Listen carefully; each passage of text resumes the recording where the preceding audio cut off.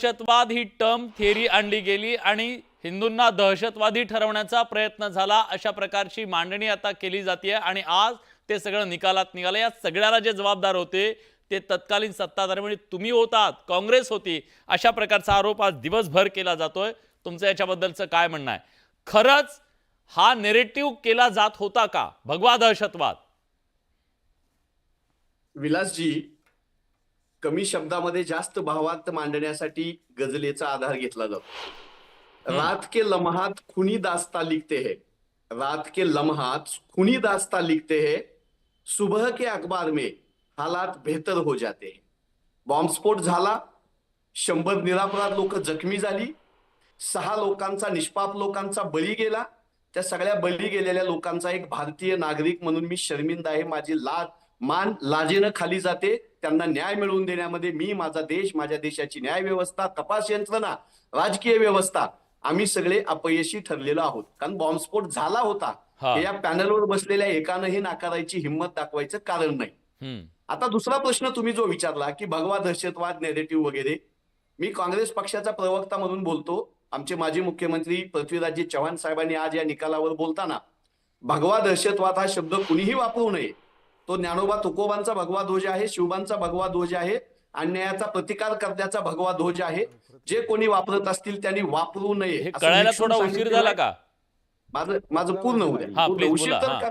उशीर तर देवेंद्र फडणवीस साहेबांनी या तपासामध्ये केलेला आहे। एनआयएच्या हातामध्ये केस आल्यानंतर ज्यावेळेस एनआयएच्या वकील रोहिणी सालियन सांगत होत्या की माझ्यावर दबाव आणला जातोय, पुरावे बदलले जात आहेत, तिथपासून उशीरच झाला होता आणि त्या उशिराचं पर्यवसन कशामध्ये झालं हे तुम्ही आज आम्ही सगळे पाहतोय।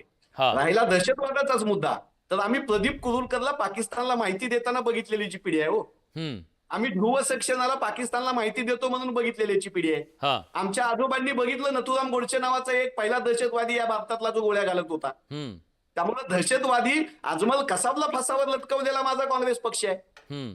अफजल गुरुलाजी यांच्या काळामध्ये भाजपच्या सत्ता असताना संसदेवर हल्ला केला होता, त्याला फासावर लटकवलेले आम्ही माणसं आहोत। त्यामुळे हिंदू असो, मुसलमान असो, ख्रिश्चन असो, शीख असो, कोणी असो, जो या देशाच्या संविधानाच्या विरोधात बोलेल, निष्पाप नागरिकांचे जीव घेईल, दंगली पसरवेल, गोरक्षणाच्या नावाखाली, दलित उच्चवर्णीयाच्या नावाखाली, जो संविधानानं दिलेल्या न्यायालयानंच निर्णय दिला ना, हे आमचं कर्तव्य आहे।